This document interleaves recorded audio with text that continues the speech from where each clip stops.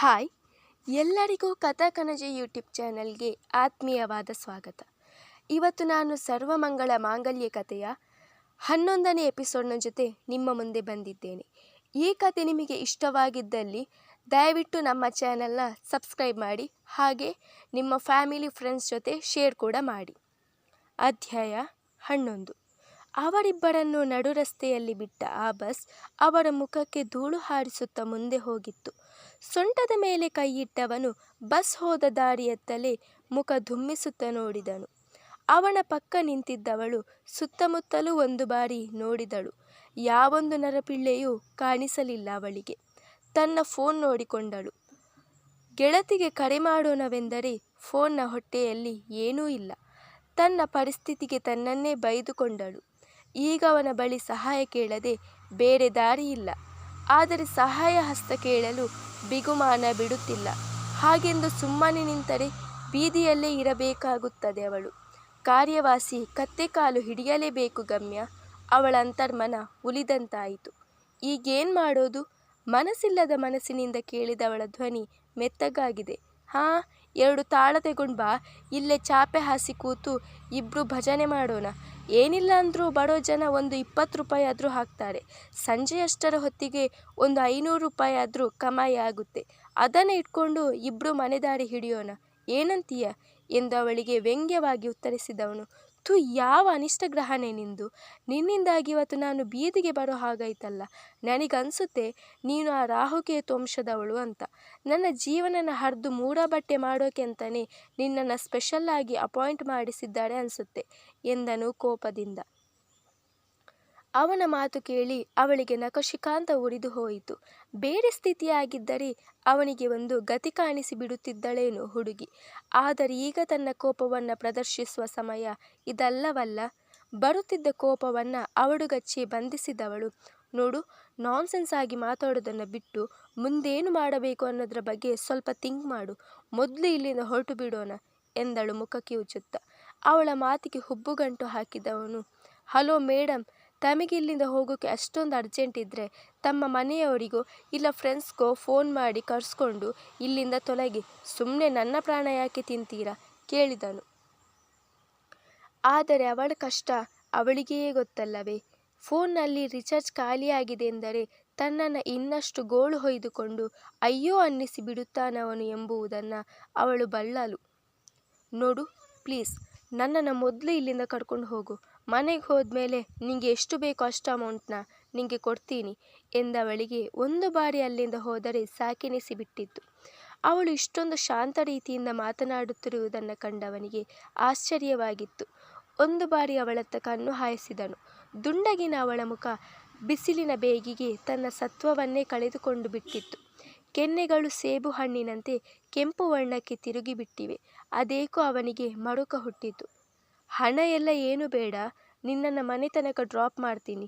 ಒಂದು 10 ನಿಮಿಷ ವೇಟ್ ಮಾಡು, ಫ್ರೆಂಡ್ಗೆ ಕಾಲ್ ಮಾಡಿ ಬರ್ತೀನಿ ಎಂದವನೇ ಮಿಂಚಿನಂತೆ ಹೋಗಿ ಅಷ್ಟೇ ವೇಗವಾಗಿ ಮರಳಿ ಬಂದಿದ್ದನು.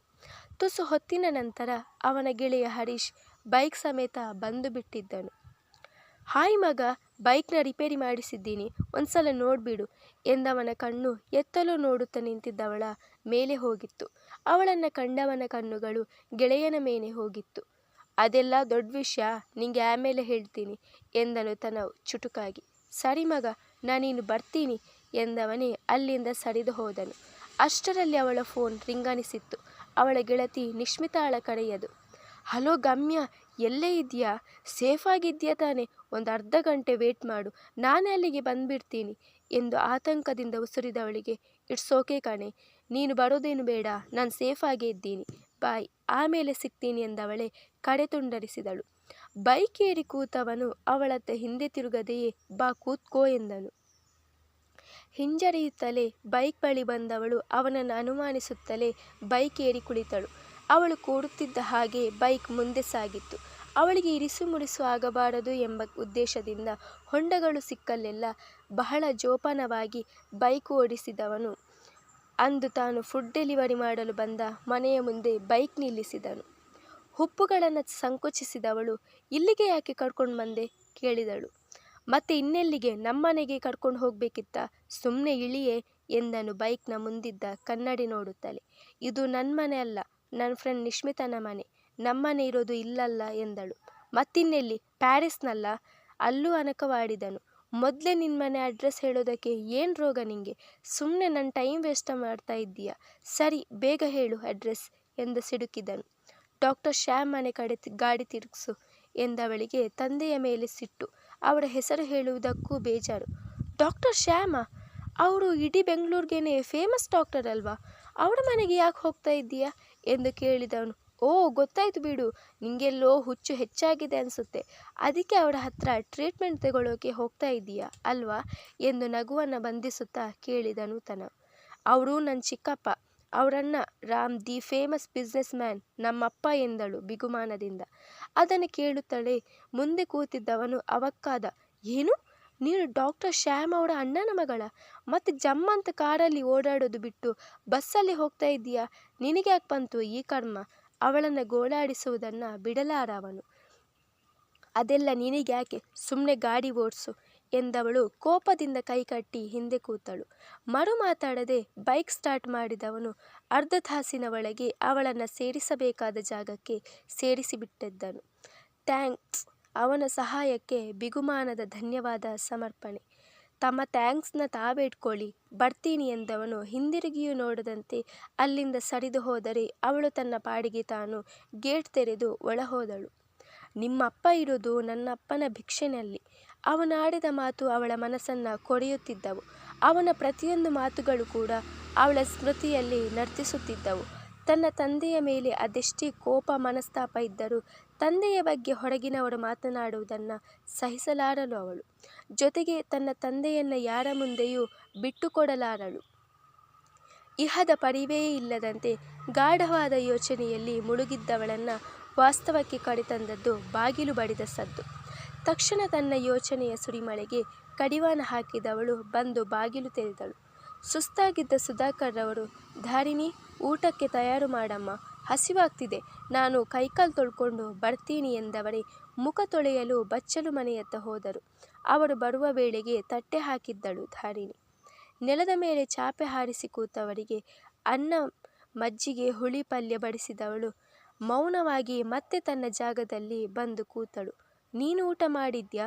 ಊಟ ಮಾಡುತ್ತಲೇ ಕೇಳಿದಳು. ಮಿತಭಾಷಿಯವಳು. ಊಟ ಮುಗಿಸಿ ಕೈ ಒಡಿಸುತ್ತಾ ಮಗಳ ಬಳಿ ಬಂದವರು, ಧಾರಿಣಿ, ನಮ್ಮ ಡಾಕ್ಟರ್ ಶ್ಯಾಮ್ ಸಾರ್ ಇದ್ದಾರಲ್ಲ, ಅವರಿಗೆ ನಿನ್ನ ಹತ್ರ ಏನೋ ಸ್ವಲ್ಪ ಮಾತಾಡೋಕ್ಕಿದ್ಯಂತೆ ಕಣಮ್ಮ. ನಾಳೆ ಬೆಳಿಗ್ಗೆ ಅವರ ಮನೆಗೆ ಹೋಗೋಕೆ ಹೇಳಿದ್ದಾರೆ ಎಂದರು ಮೃದುವಾಗಿ. ಅಷ್ಟೇ ಸಾಕಿತ್ತು ಅವಳ ಮನದಲ್ಲಿ ಹೊಗೆ ಆಡುತ್ತಿದ್ದ ಕಿಡಿ ಹೊತ್ತಿ ಉರಿಯಲು. ಯಾಕಂತೆ? ನನ್ನ ಹತ್ರ ಮಾತಾಡುವಂಥ ವಿಷಯ ಏನಿದೆಯಂತೆ?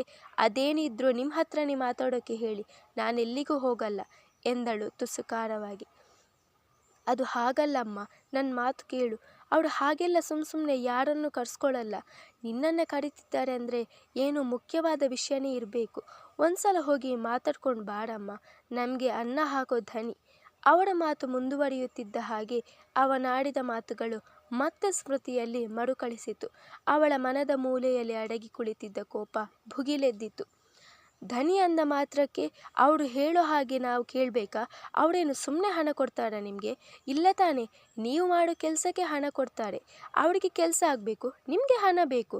ನಾಳೆ ನೀವು ಇಲ್ಲ ಅಂದರೆ ಇನ್ನೊಬ್ಬರನ್ನು ನಿಮ್ಮ ಕೆಲಸಕ್ಕೆ ಅಪಾಯಿಂಟ್ ಮಾಡ್ಕೋತಾರೆ. ಯಾವಾಗ ನೋಡಿದರೂ ಶ್ಯಾಮ್ ಶ್ಯಾಮ್ ಶ್ಯಾಮ್. ಅವರೇನು ಭೂಮಿಗೆ ಇಳಿದಿರೋ ದೇವ್ರ? ಅವರು ಹೇಳಿದ್ರಂತೆ ನಾನು ಹೋಗಬೇಕಂತೆ. ನಾನು ಯಾಕೆ ಹೋಗಲಿ? ನಾನೇನು ಅವರ ಮನೆ ಕೆಲಸದ ಆಳು ಅಲ್ಲ. ಹೆಚ್ಚಾಗಿ ಹೇಳಬೇಕು ಅಂದರೆ ನನಗೆ ಆ ಮನುಷ್ಯ ಅಂದ್ರೇ ಆಗೋದಿಲ್ಲ. ನಿಮ್ಮ ಮೇಲೆ ಆ ಮನುಷ್ಯನಿಗೆ ಅಷ್ಟೊಂದು ಪ್ರೀತಿ ಇರ್ತಾ ಇದ್ದಿದ್ರೆ ಅವತ್ತು ಅಮ್ಮ ಸಾಯೋ ಪರಿಸ್ಥಿತಿನಲ್ಲಿ ಇದ್ದಾಗ ಬಂದು ಕಾಪಾಡಬೇಕಿತ್ತು. ಯಾಕೆ ಬರಲಿಲ್ಲ ಅವರು? ಅಮ್ಮನಿಗೆ ಯಾಕೆ ಟ್ರೀಟ್ಮೆಂಟ್ ಕೊಡಲಿಲ್ಲ ಅವರು? ಇಷ್ಟು ವರ್ಷದಿಂದ ಅವರ ಮನೆಯಲ್ಲಿ ಕೆಲಸ ಮಾಡ್ತಾ ಇದ್ದೀರಾ. ಆ ಕೃತಜ್ಞತೆಗೆ ಆದರೂ ಅಮ್ಮನನ್ನು ಅವರು ಬದುಕಿಸಿ ಕೊಡಬೇಕಿತ್ತು. ಆದರೆ ಯಾಕೆ ಅವರ ಅಮ್ಮನನ್ನು ಉಳಿಸಲಿಲ್ಲ? ಇದರಲ್ಲೇ ಅರ್ಥ ಮಾಡ್ಕೊಳ್ಳಿ ಆ ಮನುಷ್ಯ ಎಂಥವನಂತ ಎಂದವಳ ಕಣ್ಣುಗಳು ರೋಷಾವೇಶದಿಂದ ಕೆಂಪಡರಿ ಹೋಗಿವೆ. ಧಾರಿಣಿ ಎಂದ ಸುಧಾಕರ್ ರವರು ಅವಳ ತುಟಿ ಸೀಳುವಂತೆ ಕಪಾಳಕ್ಕೆ ಬಾರಿಸಿಬಿಟ್ಟಿದ್ದರು. ಅವರಿಗೂ ಮಗಳ ಮಾತಿನಿಂದ ಎಲ್ಲಿಲ್ಲದ ಕೋಪ ಬಂದಿತ್ತು. ತಂದೆಯ ಏಟಿಗೆ ತಲೆ ಸುತ್ತಿದ ಹಾಗಾಗಿತ್ತು ಅವಳಿಗೆ. ಮೊದಲೇ ಬಹುವಾಗಿ ನೊಂದಿದ್ದ ಹುಡುಗಿ ಅಳುತ್ತ ತನ್ನ ಕೋಣೆ ಸೇರಿಕೊಂಡು ಕದ ಹಾಕಿಬಿಟ್ಟಳು. ಮಗಳ ಮೇಲೆ ಕೈ ಮಾಡಿದ ತಪ್ಪಿಗೆ ಪಶ್ಚಾತ್ತಾಪ ಪಟ್ಟುಕೊಂಡರು ಸುಧಾಕರ್. ಹೊರಗಡೆಯೇ ನಿಂತು ಎಲ್ಲವನ್ನೂ ಆಲಿಸುತ್ತಿದ್ದ ಶ್ಯಾಮ್ರವರಿಗೆ ಸ್ಪಷ್ಟ ಚಿತ್ರಣ ಸಿಕ್ಕಿತ್ತು. ಅವಳನ್ನು ಮಾತಾಡಿಸಿಕೊಂಡು ಹೋಗುವ ಎಂದು ಖುಷಿಯಿಂದ ಬಂದವರ ಮುಖ ಅವಳ ಮಾತುಗಳನ್ನು ಕೇಳಿ ಕಳೆಗುಂದಿತು. ತನ್ನ ತಾಯಿಗೆ ಚಿಕಿತ್ಸೆ ಕೊಡಿಸಿ ಅವಳನ್ನು ಗುಣಮುಖ ಮಾಡಿಸಿಕೊಡಲಿಲ್ಲ ಎಂಬ ವಿಷಯವೇ ಅವಳ ಮನದಲ್ಲಿ ಬೇರು ಬಿಟ್ಟು ದ್ವೇಷದ ಹೆಮ್ಮರವಾಗಿ ಬೆಳೆದಿರುವುದು ಎಂಬ ಕಹಿ ಸತ್ಯ ಅವಳಿಗೆ ಆಗಲೇ ಅರಿವಾಗಿತ್ತು. ಅದೇಕೋ ತನ್ನ ವೃತ್ತಿಯ ಮೇಲೆಯೇ ಅವಳಿಗೆ ಜಿಗುಪ್ಸೆ ಬಂದು ಬಿಟ್ಟಿತು. ಸೋತ ಮುಖ ಮಾಡಿ ಮನೆಯತ್ತ ಹೆಜ್ಜೆ ಹಾಕಿದವರು ಮನದಲ್ಲಿ ಬಹಳ ದೊಡ್ಡ ತೀರ್ಮಾನ ತೆಗೆದುಕೊಂಡು ಬಿಟ್ಟಿದ್ದರು. ಪ್ರಣವ್, ಮೊನ್ನೆ ಹೇಳ್ತಾ ಇದ್ದೀಯಲ್ಲ, ಒಂದು ಸಾಂಗ್ ಕೇಳಿದೆ, ತುಂಬ ಇಷ್ಟ ಆಯ್ತಂತ, ಅದನ್ನು ಹೇಗಾದರೂ ಮಾಡಿ ಕಲೆಕ್ಟ್ ಮಾಡು ಅಂತ. ನೋಡಿಲ್ಲಿ, ಇದು ಇತ್ತೀಚಿನ ಟ್ರೆಂಡಿಂಗ್ ಸಾಂಗ್ಸ್.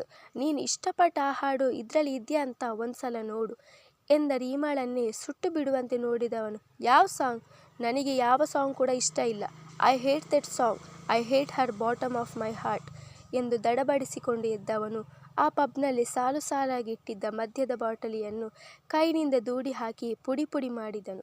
ಅವನ ಈ ವಿಚಿತ್ರ ವರ್ತನೆ ಕಂಡು ದಂಗಾದಳು ರೀಮಾ. ಆದರೆ ಅವನನ್ನು ಇಷ್ಟೊಂದು ಚಿಂತೆಗೆ ಈಡು ಮಾಡಿದ ಆ ವಿಷಯ ಯಾವುದು ಎಂಬುದು ಅವಳಿಗೆ ತಿಳಿಯಲಿಲ್ಲ.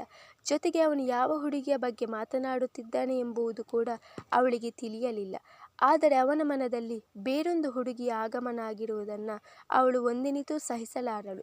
ಅದು ಅವನು ಪ್ರೇಮಿಸುವ ಹುಡುಗಿಯೇ ಆಗಿರಲಿ ಅಥವಾ ದ್ವೇಷಿಸುವ ಹುಡುಗಿಯೇ ಆಗಿರಲಿ, ಒಟ್ಟಿನಲ್ಲಿ ಅವನ ಮೊದಲ ಆದ್ಯತೆ ತಾನೇ ಆಗಿರಬೇಕು ಎಂಬ ಹಠ ಅವಳದ್ದು.